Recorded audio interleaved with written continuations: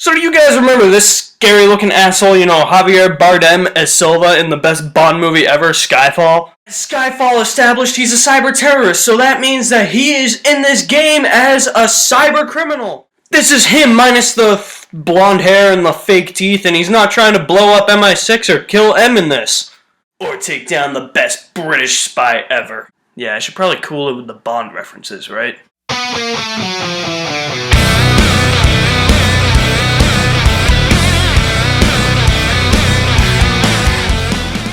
Watch Dogs. And the system I played this game on was the Xbox One. Don't think that really matters, because I don't think there's any differences in the story, but I just want to throw that out there. Every modern game that I review will probably be for the Xbox One, because I have the Xbox One. Watch Dogs is an open-world action-adventure setting game set in a fictionalized version of Chicago, and it follows a hacker named Aiden Pierce who is out to get revenge on the hackers that are responsible for the accidental death of his niece, while at the same time they also kidnap his sister. And the whole point of the game is you have to go and get her bags, take down these dudes, find who's ever responsible for your niece's death, hack a bunch of different shit that is really cool, and kill the bastards. So let me start with the basis of the gameplay. The gameplay in this game involves going around hacking shit. It is awesome. Like, for instance, you can hack traffic lights in this game, and it is, bizarre beyond my mind, because what happens when you do it is pretty badass. Pretty much, when hacking a traffic light, when you do hack it, all four ways, it's four-way traffic going all at once. They're all converging on each other, and they all just bam right into each other. It's also helpful if you're trying to, escape, the enemy or, the police or something. The police, that's a story we'll get into. And it's not like traffic lights are the only things you can hack in this game. You can hack so much other shit in this game. It is awesome. Like, for instance, you can hack into somebody else's cell phone and look at what their texts are gonna be. It's especially helpful in missions where you need to find out and identify who this person is that you're looking for. You can do shit like that. It's incredible. I mean, it happens now. We all saw the infamous Jennifer Lawrence naked pictures. But the hacking is especially essential when you are in combat. When you are in combat, it is like your best friend, I swear to God. You can hack into a helicopter and disrupt its comm system. Then you can look at one of the ground forces, and if he has an explosive on him, you can hack into his phone and detonate the bomb on, and he'll blow up. You can disable their reinforcements too. Everything that you could probably hack in real life, you can hack in this game. It's pretty realistic for hacking, actually. And then the driving in this game. The driving mechanics in this game are pretty awesome, because it's like Grand Theft Auto. It's like everybody else is going slow and you're on missions. This is a free roaming game. You can go however fast you want in a car. It's like everybody else is going the speed limit 35 and you're just flooring 120 down Main Street in Chicago. Yeah, pretty fun if you ask me, but the vehicle that's the best is definitely the motorcycle. And falling off of the motorcycle is the best because I hit a barrier with the motorcycle, dead on hit a barrier, and I went 500 feet in the air and flying forward maybe another 200 feet. Yeah, somehow in single player, Aiden Pierce can survive that shit. Because this is a video game. But it's every time I grab the motorcycle, I'm I gotta get my bike, gotta do some cool flips, man. I know that I'm gonna die when I do that, but all I have to do is say, Xbox, record that. We're recording and we'll save right to the system so I can watch me die in this situation all over again and laugh hilariously. And the characters in this game. I really like the characters in this game. And I like this guy. This is the guy you play as. Aiden Pierce. He's pretty damn cool. He was a cyber terrorist and the former cyber criminal, and now he's trying to get revenge on the cyber terrorist that kidnapped his sister and murdered his niece. Then there's a character later in the game. I forget what her name is, but she's a tatted out hellion from hell, I tell you that. She was interesting. I thought that she was going to be the love interest for Aiden Pierce. Didn't turn out to be that, so I thought that they wrote her character pretty well, and she had an emotional send-off at the end of the game. But hands down, best character in this game, this dude, T-Bone.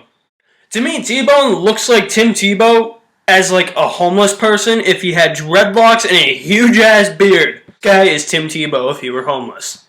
Poor Tebow, he doesn't get any love anymore.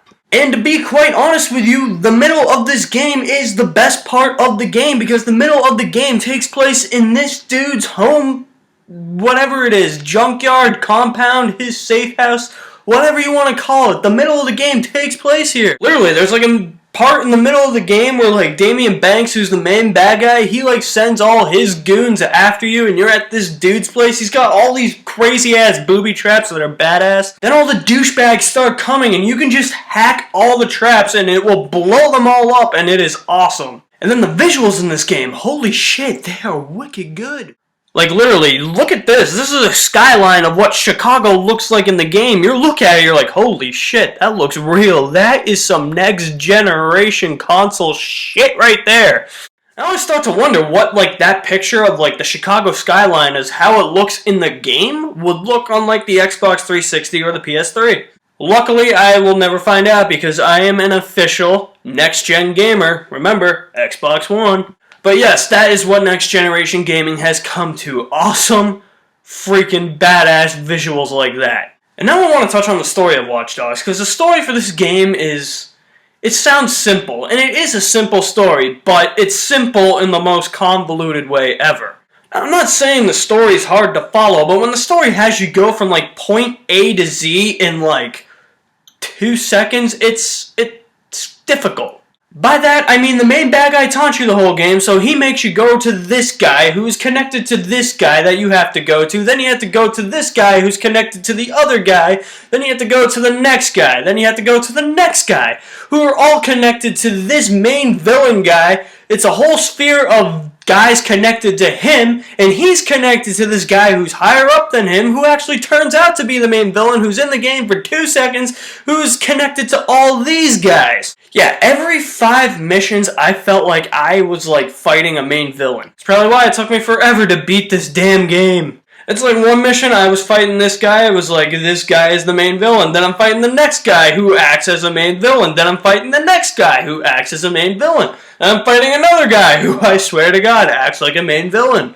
Then I go on to do something for the main villain who actually isn't the main villain. And then I go on to not fight the main villain because that was a total cop-out. If I do have to give the story props, though, it's the middle of the game that I was talking about before, when you're at like T-Bone's like junkyard fighting off all the bad guys with all those badass booby traps. And there's another part of the game at the end where you're in a graveyard and you're just picking off hitmen coming to get you. It's awesome. Other than that, it's like the villains are all over the place. Talking about the villains is gonna bring me to the mission. The missions are they're pretty varied. It's got a good mission variety. But it's like at the same time you'll be doing missions in the middle of the game that you did at the beginning of the game, and then you'll be doing missions at the end of the game that you did in the middle of the game, and then you'll be doing missions at the end of the game that you did at the beginning of the game. You see, all the characters and villains and missions in this game, it's all like a sphere. It's all like a connecting, like, it's like connect the dots. My favorite missions in this game, though, were definitely the ones where you had to go and hack the CTOS systems in Chicago, and you had to take down the guys that were guarding the CTOS systems, or just just hack other cameras to try and like get to the place to hack the CTOS systems. Either that or like the CTOS systems would be like locked and then like an alarm would get set off and all the bad guys would come in and they try and kill you. Yeah, that was fun shit. The missions that I absolutely total fucking hated in this game, holy shit, the ones where you had to escape from the police and it took 36 days to do. I really didn't have a problem with these as much at the beginning of the game because it didn't take as long to evade the police. It took like maybe like 2 minutes the first time, 5 minutes the second time, 15 minutes the third time, and then probably like 25 the fourth time. But when you're on a mission in the last third of the game that you've been trying to complete for like the past 2.5 months, that it's a mission that made me stop playing this game for 2.5 months because I couldn't evade the fucking police because they were fucking bastards. Yeah, that shit sucks. And that was the point in the game where I was like, alright, Xbox off. Fuck this game. It's bullshit. I'm walking away. I literally counted how many times it took me to beat this mission. It took me 67. And because it took me 67 times to beat this stupid fucking mission, it might look like I suck at gaming, but I'm actually a pretty good gamer. I could probably have beaten this game in like a week if I wanted to. But I only beat this mission because on the 67th time I did this mission, I got into an hour and 25-minute police chase where it should have only been like 10 minutes. Literally, you know when the game pisses you off, when you have to evade the police, you get out of your car, you swim across in the ocean, past past police boats that are shooting at you to the middle of an island in the middle of the Bay of Chicago that has a lighthouse, and you're hiding in the lighthouse. You know you're safe. The cops can't get you because they're too stupid in this game to know where you are. You know that you're safe in there, but yet it doesn't say that your escape from the police was successful. You're waiting for that to come on screen, and then you hear the helicopters going overhead, and they're all just like, I think we should call officers. We lost sight of the victim. Oh, wait, we just got intelligence that he just hit the island. Search the island. Do not search the lighthouse, though, because we are stupid cops. We don't know what the hell we are doing. This part of the game is what turned me off from the game for 2.5 months. So, yeah, I played this game sporadically. I played it a lot when it first came out, and I thought I was going to beat it in, like, 2 weeks. Took me 8 months. All because of this stupid scenario, or scenario if you're a fucking idiot. This was the part of the game that pissed me off and made me start playing Destiny, and then Destiny pissed me off, so I started playing Titanfall, which doesn't piss me off because there's no campaign in that game. It's all online. Seriously though, play Titanfall. Titanfall is sick. Even if you are like a girl and you don't like gaming, play Titanfall. It is awesome. And I don't think it's just me that thinks this. There's gotta be other people out there, but does this game bear a striking resemblance to Grand Theft Auto? Seriously, I mean that. This game is Grand Theft Auto with hacking. I mean, you can just go up to somebody's car at a red light, hold them at gunpoint, and steal their car, and then they call the cops on you, and then you can just get out of the car and shoot them dead. And you can probably go have sex with pimps and prostitutes in this game. There's a bunch of drug shit that goes on in this game. You have to evade the cops when you come after you. Some of those battles you can't win, like in Grand Theft Auto. Seriously. Play Grand Theft Auto and then play Watch Dogs. Am I right? I thought so. So in the end, Watch Dogs has good gameplay. I like the driving techniques. I like the hacking techniques. The characters are really good. The main character that you play as, he's a good character. Other good characters, supporting good characters that are in this game. The visuals in this game, holy shit. Especially for next gen, holy shit. Has a good middle portion of the game, has a very good ending to the game.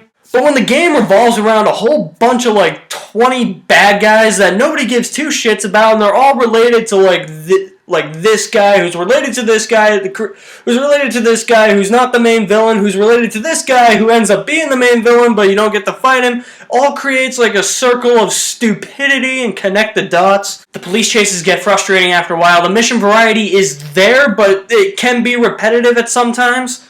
And this game is just kind of like a clone of Grand Theft Auto, but with hacking elements. I will say that Watch Dogs is worth buying a physical copy of if it's on sale for like $45.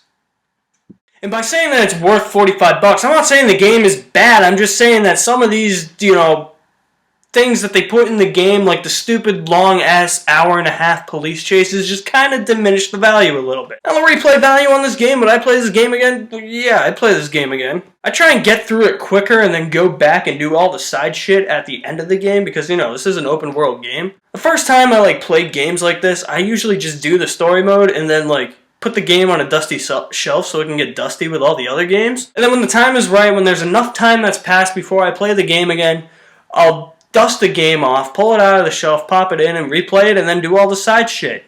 That is how I like to roll. So this is the part where I'm going to ask you for your feedback. What did you guys think of Watch Dogs? Have you played Watch Dogs? What system did you play Watch Dogs for?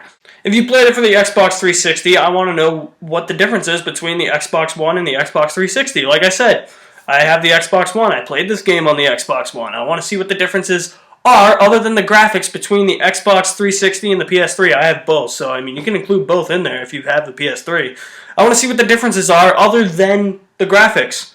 Are there a few differences with the story? Is, Chicago not as big and open world as it should be for next-gen consoles? I don't know. I know sometimes for, next-gen consoles and old-gen consoles, or, Xbox 360, PS3, or Xbox One, PS4, they change this shit.